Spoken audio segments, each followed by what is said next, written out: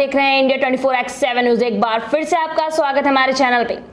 आज हम आपको बताने वाले हैं हमारे भारतीय कानून के एपिसोड में आज के लिए आपके लिए क्या ऐसा खास है। जी हाँ, आखिर क्या होता है कंज्यूमर फोरम। जी हाँ, दुनिया के सभी लोग हर दिन कुछ ना कुछ अपनी ज़रूरत और अपने पसंदीदा सामान खरीदते हैं, फिर चाहे वो सामान बाजार से खरीदे या फिर इंटरनेट से। जी हाँ, ऑनलाइन ई कॉमर्स साइट से खरीदे। जैसे कि हम कोई सामान खरीदते हैं तो हम ग्राहक, जी हाँ, कस्टमर बन जाते हैं।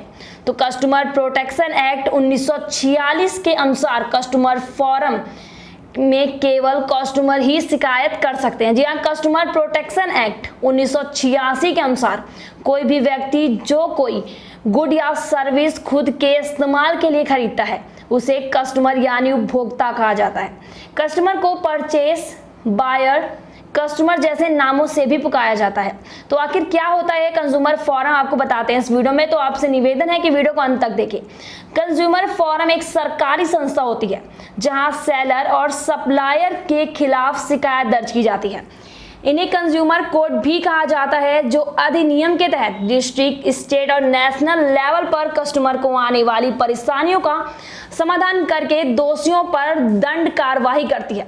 जी हाँ, दोषियों को दंड देती है। जब भी आप कोई चीज खरीदते हैं तो अक्सर दुकानदार, कंपनी, डीलर या फिर सर्विस प्रोवाइडर अपने मुनाफे के लिए आपको धोखा दे सकते हैं।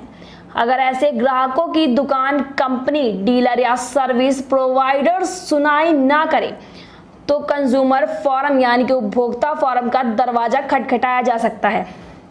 Consumer forum ministry of consumer affairs, food and public distribution के तहत आता है। यह मिनिस्ट्री के अनुसार साल 2016 के अंत तक करीब 90,000 उपभोक्ताओं ने कंज्यूमर फोरम में शिकायत दर्ज की थी, जिसमें से डिस्ट्रिक्ट लेवल पर लगभग 92% शिकायतों का समाधान कर दिया गया है। तो आपको बताते हैं आखिर किसके खिलाफ शिकायत की जाती है। जी हाँ, दुकानदार के, कंपनी, डीलर या फिर सर्विस प्रोवाइडर्स के खिलाफ आप शिकायत कर सकते हैं। तो आपको बताने वाले हैं कि आखिर कौन शिकायत कर सकता है। तो पीड़ित उपभोक्ता कोई भी फर्म, चाहे रजिस्टर्ड हो या नहीं हो, कोई भी व्यक्ति, भले ही वह खुद विक्टिम ना हो, कोऑपरेटिंग सोसाइटी या लोगों का कोई भी ग्रुप, राज्य या केंद्र सरकारें, कंज्यूमर की मौत हो जाने की स्थिति में उसके कानूनी वारिस। तो आखिर क्या होना चाहिए शिकायत में। तो शिकायत में शिकायतकर्ता और विपक्ष का नाम, ब्यौरा और पता, शिकायत से संबंधित जानकारी होनी चाहिए। शिकायत में लगाए गए आरोपों के सक्षम में दस्तावेज जैसे कि कैश मेमो, रसीद, एग्रीमेंट्स वगैरह होने चाहिए। आपको बताते हैं कि शॉर्ट में अपनी शिकायत के बारे में क्लियर करें। तो किसी खास घटना में जुड़े डॉक्यूमेंट्स होने पर उसे भी अटैच कर सकते हैं। फोरम में शिकायत दर्ज कराने के लिए शुल्क नाम मात्र है। इसके लिए किसी वकील की आवश्यकता नहीं होती, सिर्फ शिकायत पत्र पर शिकायतकर्ता के हस्ताक्षर होने चाहिए। तो आपको बताते हैं, जी हाँ, शिकायत की 3 कॉपी जमा करानी होती है। इसमें से 1 कॉपी ऑफिस और एक विरोधी पार्टी के लिए होती है। शिकायत के साथ ही पोस्टल ऑर्डर या फिर डिमांड ड्राफ्ट के जरिए फीस जमा करानी होती है। डिमांड ड्राफ्ट यानी कि डीडी या फिर पोस्टल और रेजिडेंट डिस्ट्रिक्ट फोरम या फिर स्टेट फोरम के पक्ष में बनाता है। शिकायत के अंत में बताएं कि कोर्ट से क्या चाहते हैं, मसलन सामान बदलना, नुकसान की भरपाई, मानसिक परेशानी के लिए मुआवजा या फिर मुकदमे या खर्च, या फिर इनमें से आप सब चाहते हैं।